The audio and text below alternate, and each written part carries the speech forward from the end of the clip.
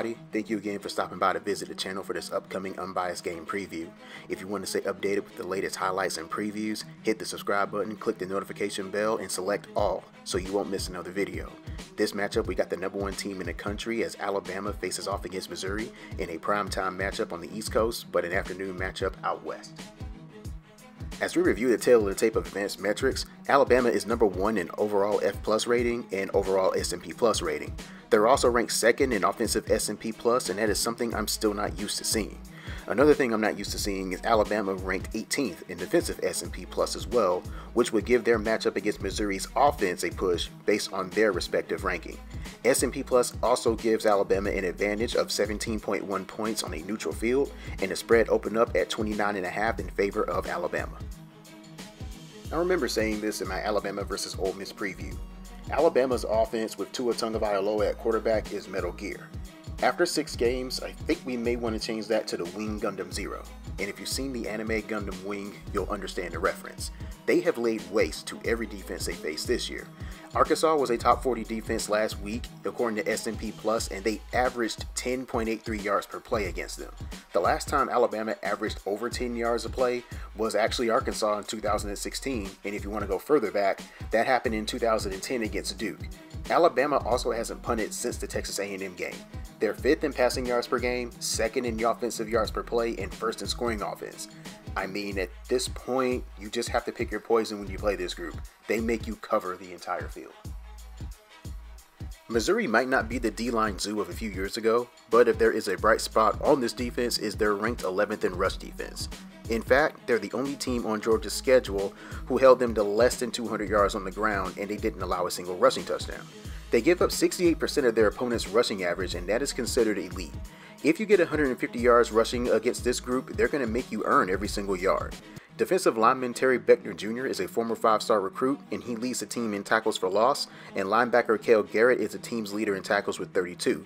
Other linebackers Terez Hall and Brandon Lee round out a solid core of linebackers who are 3rd and 4th respectively in tackles.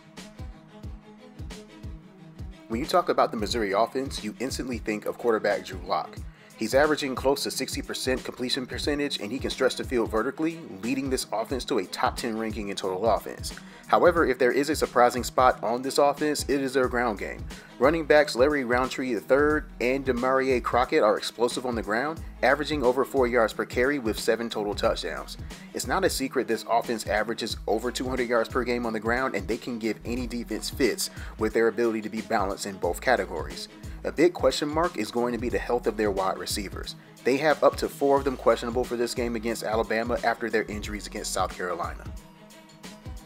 I know a lot of Alabama fans are freaking out after their performance against Arkansas on defense, but Arkansas played them extremely well. They did a lot of misdirection, they ran a bunch of screens to the tight end, and they were also losing the running backs coming out the backfield.